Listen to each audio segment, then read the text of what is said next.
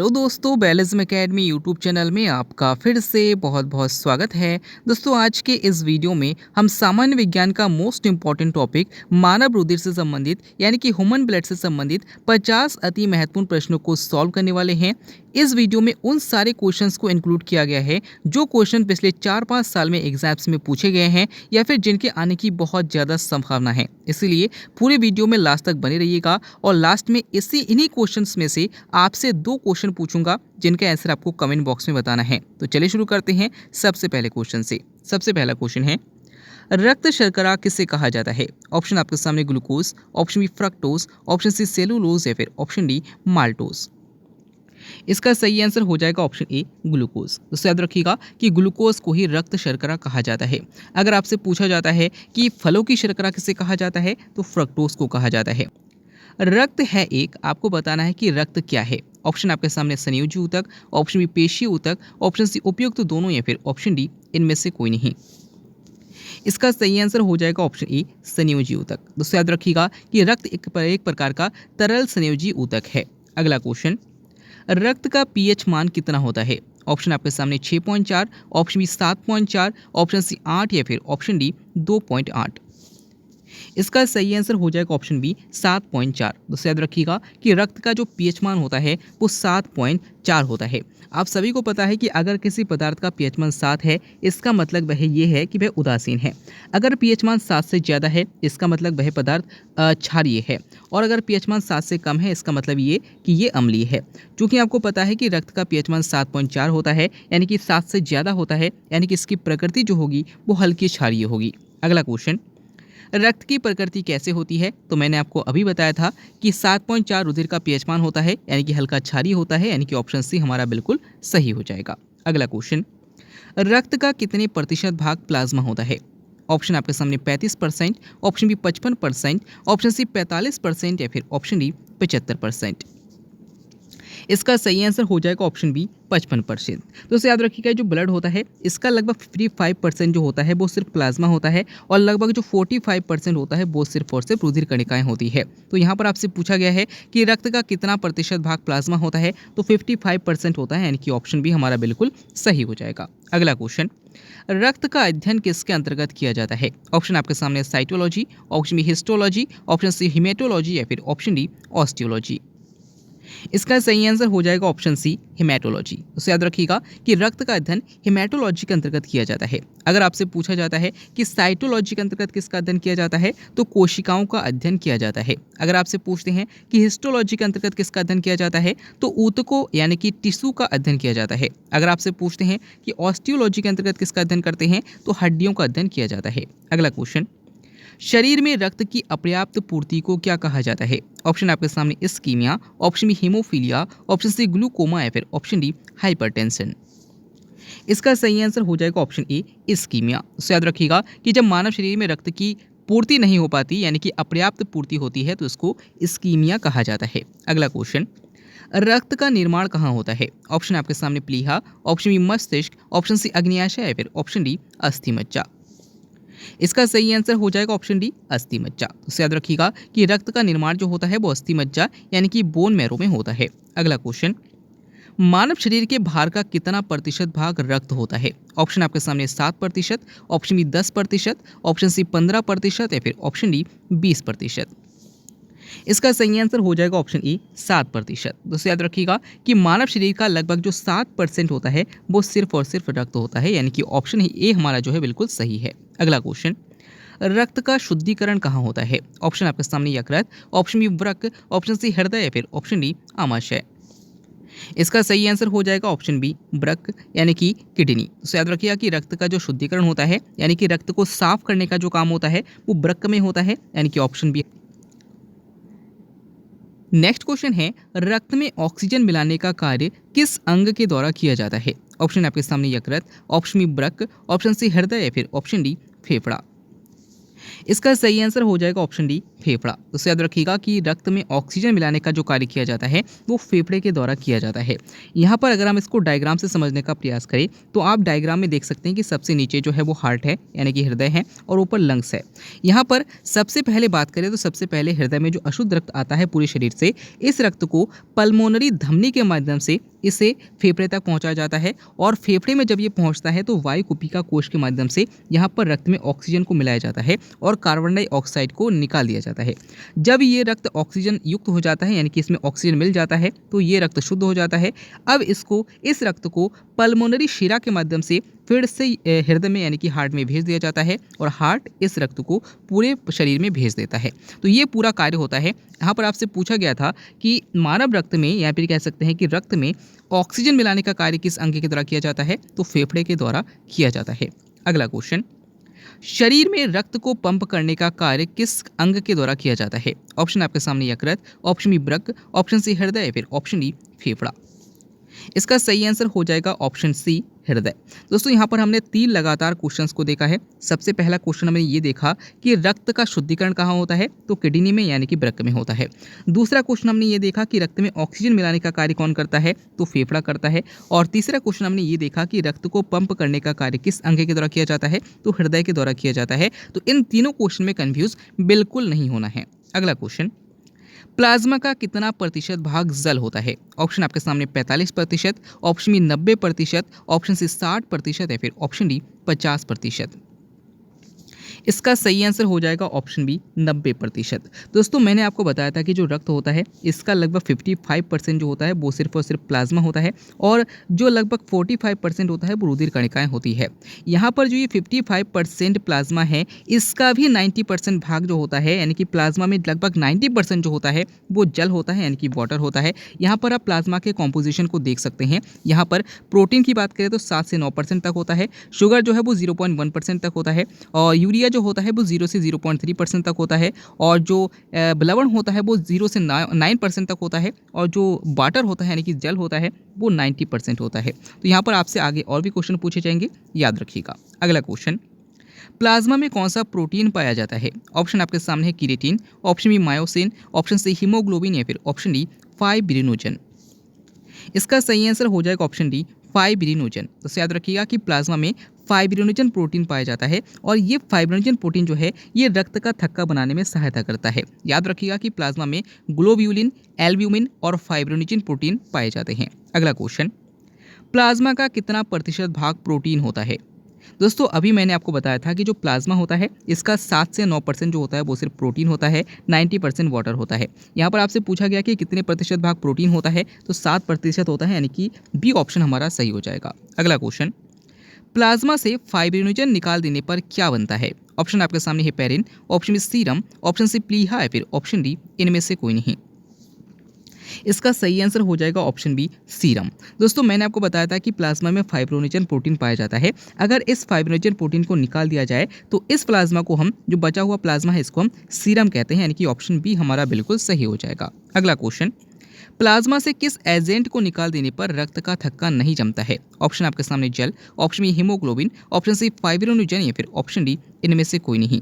तो अभी मैंने आपको बताया था कि प्लाज्मा से अगर हम फाइब्रिनोजन को निकाल देंगे तो उसे हम सीरम कहेंगे, यानी कि फाइब्रिनोजन एक प्रोटीन होता है जो कि रक्त का थक्का बनाने में सहायता करता है और अगर हम इस एजेंट को निकाल देंगे तो रक्त का थक्का नहीं बनेगा। अगला क्वेश्चन, इनमें से कौन सा रक्त का थक्का बनाने में सहायक है? ऑप्शन आपके सामने thrombin, option B fibrinogen, option C vitamin K या फिर ऑप्शन डी उपयुक्त सभी। इसका सही आंसर हो जाएगा ऑप्शन डी उपयुक्त सभी। तो याद रखिएगा कि एक तो फाइब्रिनोजन प्रोटीन रक्त का थक्का बनाने में सहायक है, थ्रोम्बिन भी सहायक है और विटामिन के भी रक्त का थक्का बनाने में सहायक है, यानी कि ऑप्शन डी हमारा सही हो जाएगा उपयुक्त सभी। अगला क्वेश्चन, आरबीसी का क्या कार्य है? ऑप्शन आपके सामने है रक्त का थक्का बनाना, ऑप्शन बी ऑक्सीजन का परिवहन करना, ऑप्शन सी रोग प्रतिरोधक क्षमता उत्पन्न करना या फिर ऑप्शन डी इनमें से कोई नहीं। इसका सही आंसर हो जाएगा ऑप्शन बी ऑक्सीजन का परिवहन करना।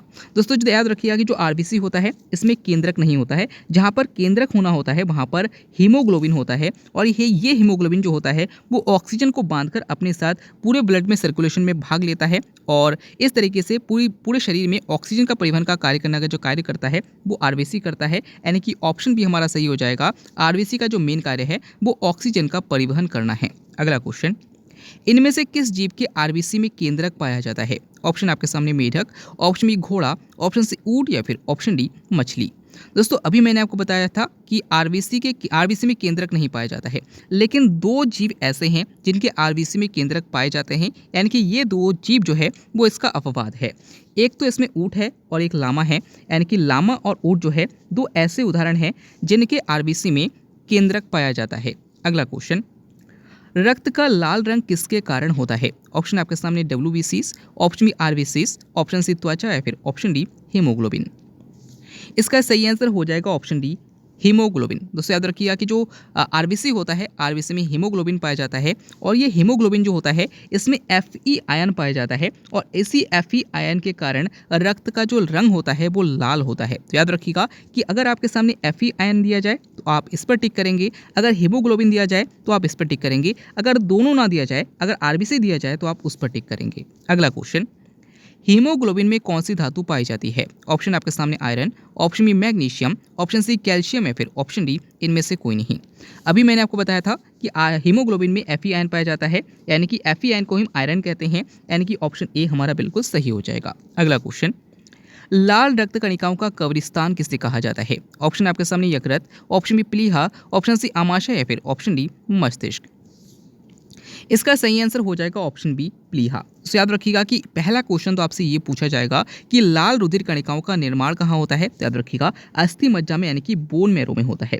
अगर आपसे पूछते हैं कि इसका कब्रिस्तान किसे कहा जाता है, यानी कि लाल रुधिर कणिकाएं जो होते हैं ये कहाँ पर नष्ट होते हैं, तो प्लीहा में होते हैं। इससे प्लीहा को लाल रुधिर कणिकाओं का कब्रिस्तान कहा जाता है। अगला क्वेश्चन, ब्लड बैंक किसे कहा जाता है? ऑप्शन आपके सामने यकृत, ऑप्शन बी प्लीहा, ऑप्शन सी आमाशय या फिर ऑप्शन डी मस्तिष्क। इसका सही आंसर हो जाएगा ऑप्शन बी प्लीहा। तो याद रखिएगा कि प्लीहा यानी कि स्प्लीन को ही ब्लड बैंक भी कहा जाता है। अगला क्वेश्चन, हीमोग्लोबिन में कौन सा प्रोटीन होता है? ऑप्शन आपके सामने haem, option B globin, option C iron या फिर ऑप्शन डी केसिन।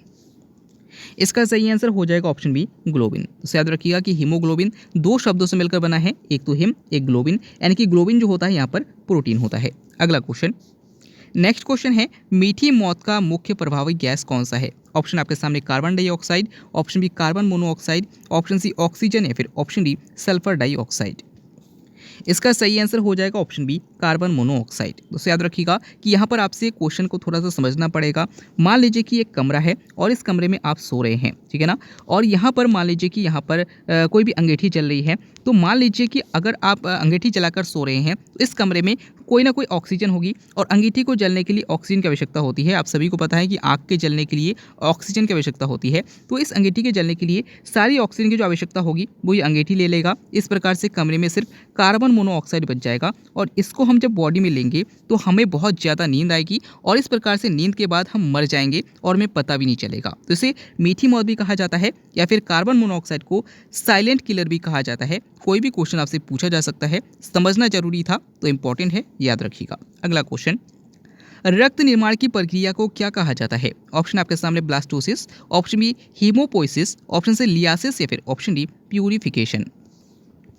इसका सही आंसर हो जाएगा ऑप्शन बी हीमोपोइसिस। दोस्तों यहाँ पर आपसे पूछा गया है कि रक्त निर्माण की प्रक्रिया को क्या कहा जाता है। याद रखिएगा कि रक्त निर्माण की प्रक्रिया को हीमोपोइसिस कहा जाता है। अगला क्वेश्चन, मलेरिया में क्या प्रभावित होता है? ऑप्शन आपके सामने प्लीहा, option B RBC, option C दोनों या फिर ऑप्शन डी इनमें से कोई नहीं।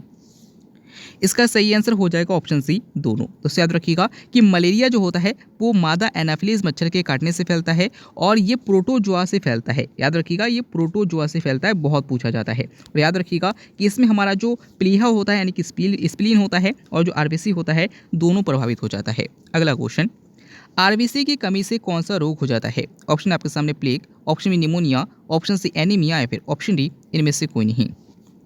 इसका सही आंसर हो जाएगा ऑप्शन सी एनीमिया। तो याद रखिएगा कि आरबीसी की कमी से हमें एनीमिया रोग हो जाता है। अगला क्वेश्चन, किस रोग में आरबीसी का निर्माण कम होने लग जाता है? ऑप्शन आपके सामने haemoglobin, option B thalassaemia, option C hypoxia या फिर ऑप्शन डी इनमें से कोई नहीं। इसका सही आंसर हो जाएगा ऑप्शन बी थैलेसीमिया। तो याद रखिएगा कि आरबीसी का निर्माण जो है वो कम होने लग जाता है। तो किस रोग में कम होने लग जाता है? तो थैलेसीमिया में आरबीसी का निर्माण कम होने लग जाता है। अगला क्वेश्चन, नेक्स्ट क्वेश्चन है डब्ल्यूबीसी का क्या कार्य है। ऑप्शन आपके सामने रक्त का थक्का बनाना, ऑप्शन बी ऑक्सीजन का परिवहन करना, ऑप्शन सी रोग प्रतिरोधक क्षमता उत्पन्न करना या फिर ऑप्शन डी इनमें से कोई नहीं। इसका सही आंसर हो जाएगा ऑप्शन सी रोग प्रतिरोधक क्षमता उत्पन्न करना। दोस्तों थोड़ी देर पहले ही मैंने आपको बताया है कि जो आरबीसी का काम होता है वो ऑक्सीजन का परिवहन करना होता है, जो प्लाज्मा होती है इनका कार्य जो होता है वो रक्त का थक्का बनाना होता है, और डब्ल्यूबीसी का जो मेन कार्य होता है वो रोग प्रतिरोधक क्षमता उत्पन्न करना होता है। अगला क्वेश्चन, डब्ल्यूबीसी का निर्माण कहाँ होता है। तो दोस्तों यहाँ पर ऑप्शन में सही आंसर नहीं दिया है। याद रखिएगा कि डब्ल्यूबीसी का जो निर्माण होता है वो अस्थि मज्जा में होता है, और इसकी जो मृत्यु हो जाती है वो रक्त में ही हो जाती है। तो आपसे पूछा जा सकता है, याद रखिएगा। अगला क्वेश्चन, ब्लड कैंसर किसे कहा जाता है। ऑप्शन आपके सामने leukaemia, option B leukopenia, option C hypoxia या फिर ऑप्शन डी थैलेसीमिया। इसका सही आंसर हो जाएगा ऑप्शन ए ल्यूकेमिया। उससे याद रखिएगा कि जब हमारे बॉडी में आरबीसी की मात्रा बढ़ जाती है, सॉरी डब्ल्यूबीसी की मात्रा जब बढ़ जाती है तो इसको हम ल्यूकेमिया कहते हैं, और जब डब्ल्यूबीसी की मात्रा घट जाती है तो इसको हम ल्यूकेपीनिया कहते हैं। याद रखिएगा कि डब्ल्यूबीसी की मात्रा बढ़ने पर इसे हम ल्यूकेमिया कहते हैं, और डब्ल्यूबीसी की मात्रा घटने पर इसे हम ल्यूकेपीनिया कहते हैं। तो जो ल्यूकेमिया होता है जिसमें डब्ल्यूबीसी की मात्रा बढ़ जाती है, इसी को ब्लड कैंसर भी कहा जाता है, यानी कि ऑप्शन ए हमारा बिल्कुल सही हो जाएगा। अगला क्वेश्चन, डेंगू में किसकी कमी होने लगती है। ऑप्शन आपके सामने है डब्ल्यूबीसीज, option B RBCs, option C platelets या फिर option D haemoglobin.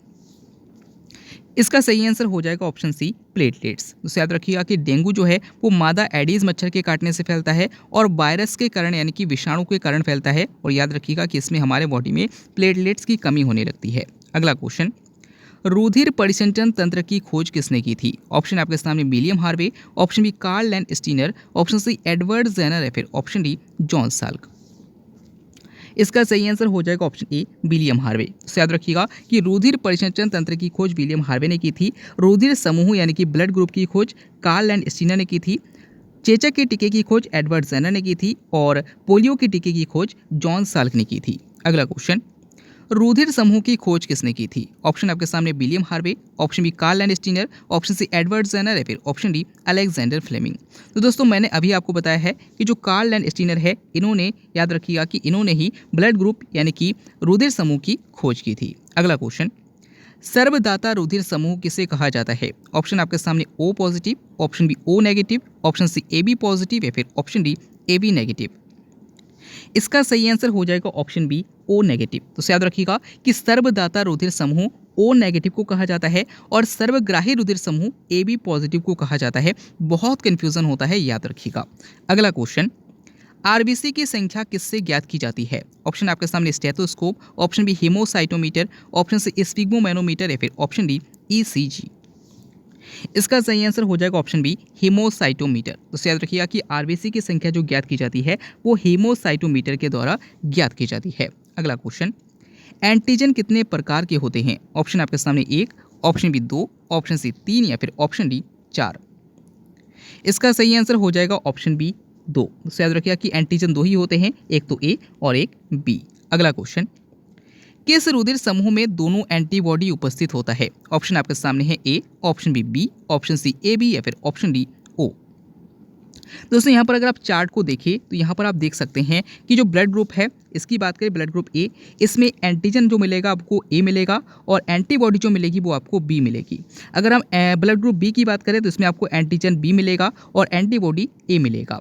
Blood group A B की बात करें तो यहाँ पर आपको एंटीजन ए और बी दोनों मिलेगा और एंटीबॉडी कोई भी नहीं मिलेगा, यानी कि कह सकते हैं कि इसमें एंटीबॉडी नहीं है। जो ब्लड ग्रुप ओ है, इसमें एंटीजन कोई नहीं मिलेगा, लेकिन एंटीबॉडी जो है वो आपको एंटीबॉडी ए और बी दोनों मिलेगा। तो यहाँ पर आपसे पूछा गया है कि किसमें दोनों एंटीबॉडी होते हैं। तो आप सभी को पता है कि जो ब्लड ग्रुप ओ है इसमें एंटीबॉडी ए और बी दोनों हैं, यानी कि कह सकते हैं कि ऑप्शन जो है हमारा सही हो जाएगा वो हो जाएगा आपके ऑप्शन डी, यानी कि ओ, यानी कि ब्लड ग्रुप ओ में एंटीबॉडी दोनों उपस्थित होता है, एंटीबॉडी ए और एंटीबॉडी बी दोनों के दोनों उपस्थित होता है। अगला क्वेश्चन, आरएच फैक्टर की खोज किसने की थी। ऑप्शन आपके सामने Binet, option B Thomson, option C Thurstone या फिर ऑप्शन डी फ्लेमिंग। इसका सही आंसर हो जाएगा ऑप्शन ए बीनर। तो याद रखिएगा कि आरएच फैक्टर की खोज जो की गई थी वो बीनर में की गई थी और इसे एक बंदर में खोजा गया था जिसे रीशस बंदर कहा जाता है। याद रखिएगा कि रीशस बंदर में इसकी खोज की गई थी। अगला क्वेश्चन, RH फैक्टर की खोज किस में हुई थी? तो मैंने आपको अभी बताया है कि रीसस नामक बंदर में हुई है, यानी कि ऑप्शन ए हमारा बिल्कुल सही है। अगला क्वेश्चन, इरेथ्रोब्लास्टोसिस फॉरगेट्स का संबंध किससे है? ऑप्शन आपके सामने है पेरिन, ऑप्शन बी प्लीहा, ऑप्शन सी RH कारक या फिर ऑप्शन डी इनमें से कोई नहीं। इसका सही आंसर हो जाएगा ऑप्शन ए RH कारक। चलिए इसको समझ लेते हैं। मान लीजिए कि जो RH कारक है, अगर RH कारक हस्बैंड और वाइफ दोनों में है तो बहुत ज़्यादा प्रॉब्लम है। तो मान लीजिए ये कोई एक हस्बैंड है और इस हस्बैंड में RH कारक जो है वो पॉजिटिव है, यानी कि RH कारक इसमें उपस्थित है। मान लीजिए कि कोई इनकी वाइफ है और इनमें RH जो है वो नेगेटिव है, यानी कि इसमें RH कारक नहीं है, तो कह सकते हैं कि इनका विवाह हुआ है, ठीक है ना। तो यहाँ पर जब इनके बच्चे होंगे तो पहला बच्चा तो इनका होगा वो बिल्कुल सामान्य होगा, लेकिन जो दूसरा बच्चा इनका होगा उसकी मृत्यु हो जाएगी। इसका कारण ये है कि अगर same antibody same RH factor आपके सामने होगा, सेम एंटीजन होगा, तो बालक की मृत्यु हो जाती है। इसका कारण ये है कि मान लीजिए कि पहला बच्चा जब होगा तो पहला बच्चा जब भी गर्भ में होगा तो जो पिता का यानी कि हस्बैंड का जो RH कारक था वो बच्चे के माध्यम से माता में पहुंच जाएगा, और माता में पहुंचने के बाद अगला जो दूसरा बच्चा आएगा उसमें भी कह सकते हैं कि RH फैक्टर दोनों के दोनों सेम हो जाएंगे, यानी कि बच्चे में और माता में और दोनों में RH फैक्टर पाया जाएगा। हस्बैंड और वाइफ दोनों में RH फैक्टर पहुंच जाएगा। जब same antigen same RH factor पहुंच जाएगा तो इसकी वजह से बच्चे की मौत हो जाएगी। यानी कि कह सकते हैं कि इरेथ्रोब्लास्टोसिस फॉरगेट्स का संबंध जो है वो RH कारक से है। इसमें पहले बच्चे की जो मृत्यु है वो नहीं होती है, वो बच्चा सामान्य होता है, लेकिन जो दूसरा बच्चा होता है उसकी मृत्यु हो जाती है। अगला क्वेश्चन, किस जीव में रुधिर परिसंचरण तंत्र नहीं पाया जाता है परंतु श्वसन होता है? इसका सही आंसर हो जाएगा ऑप्शन बी हाइड्रा। तो याद रखिएगा कि हाइड्रा एक ऐसा जीव है जिसमें रुधिर परिसंचरण तंत्र नहीं पाया जाता है, लेकिन इसमें श्वसन होता है। अगला क्वेश्चन, मानव हृदय में कितने कक्ष होते हैं? तो बहुत इजी क्वेश्चन है, आप सभी को पता है कि मानव हृदय में 2 आलिंद होते हैं और 2 निलय होते हैं, यानी कि टोटल 4 कक्ष होते हैं, यानी कि ऑप्शन बी हमारा बिल्कुल सही है। अगला क्वेश्चन, सामान्य मनुष्य का रक्तदाब कितना होता है? तो सामान्य मनुष्य का जो रक्तदाब होता है वो 120/80 mmHg होता है। यहाँ पर Hg का जो मतलब है वो पारा है, याद रखिएगा। अगला क्वेश्चन, हृदय के चारों ओर का आवरण क्या कहलाता है? ऑप्शन आपके सामने pleura, option B mucus, option C pericardium या फिर ऑप्शन डी ब्लास्टोसिस। इसका सही आंसर हो जाएगा ऑप्शन सी पेरिकार्डियम। तो याद रखिएगा कि हृदय के चारों ओर का जो आवरण होता है इसको पेरिकार्डियम कहा जाता है, और फेफड़े के चारों ओर का जो आवरण होता है इसको प्लूरा कहा जाता है। अगला क्वेश्चन, किसकी भित्ति पर पड़ने वाले दाब को रक्तदाब कहा जाता है? इसका सही आंसर हो जाएगा ऑप्शन बी धमनी। तो याद रखिएगा कि जो धमनियां होती है इनकी भित्ति पर जो दाब पड़ता है रुधिर का, इसी को ब्लड प्रेशर यानी कि रुधिर दाब कहा जाता है। अगला क्वेश्चन, निम्न रक्तचाप यानी कि लो ब्लड प्रेशर को क्या कहा जाता है? ऑप्शन आपके सामने heart attack, option B hypotension, option C hypertension या फिर ऑप्शन डी हाइपोक्सिया। इसका सही आंसर हो जाएगा ऑप्शन बी हाइपोटेंशन। तो याद रखिएगा कि निम्न रक्तचाप यानी कि लो ब्लड प्रेशर को हाइपोटेंशन कहा जाता है, और उच्च रक्तचाप यानी कि हाई ब्लड प्रेशर को हाइपरटेंशन कहा जाता है। अगला क्वेश्चन, रुधिर दाब मापने के लिए किस यंत्र का प्रयोग किया जाता है? ऑप्शन आपके सामने stethoscope, option B arm band, option C sphygmomanometer या फिर ऑप्शन डी ECG। इसका सही आंसर हो जाएगा ऑप्शन सी स्फिग्मोमैनोमीटर। तो याद रखिएगा कि रुधिर दाब को मापने के लिए स्फिग्मोमैनोमीटर का प्रयोग किया जाता है। तो दोस्तों यहाँ पर हमारे 50 क्वेश्चन कंप्लीट होते हैं। यहाँ पर हो सकता है कि 1-2 क्वेश्चन ऐसे छूटे होंगे जिसमें अगर माता का ब्लड ग्रुप ये है, पिता का ब्लड ग्रुप बी है या फिर ओ है, कोई भी है, तो इनके जो बच्चे होंगे उनका ब्लड ग्रुप कैसा होगा। ऐसे वाले क्वेश्चंस को छोड़कर हर क्वेश्चन को मैंने कंप्लीटली आपको समझाने का प्रयास किया है। इस वीडियो को देखने के बाद आपको कोई दूसरा वीडियो देखने की जरूरत नहीं पड़ेगी। आई होप इसमें से आपके क्वेश्चन आपके एग्जाम में जरूर देखने को मिलेंगे। वीडियो अच्छा लगा तो वीडियो को लाइक कीजिएगा, चैनल को सब्सक्राइब कीजिएगा। चलिए बढ़ते हैं आगे। अब मैं आपसे 2 क्वेश्चन पूछूंगा जो कि इन्हीं 50 क्वेश्चन में से होंगे, जिनका आंसर आपको कमेंट बॉक्स में करना है। सबसे पहला क्वेश्चन आपके सामने ये रहा, ब्लड कैंसर किसे कहा जाता है? और दूसरा क्वेश्चन आपके सामने है, रक्त का लाल रंग किसके कारण होता है? दोनों क्वेश्चन का आंसर ईमानदारी से कमेंट बॉक्स में जरूर दीजिएगा। वीडियो अच्छा लगा तो एक अच्छा सा कमेंट जरूर कीजिएगा। मिलते हैं अगले वीडियो में, तब तक के लिए देखते रहिए, सीखते रहिए।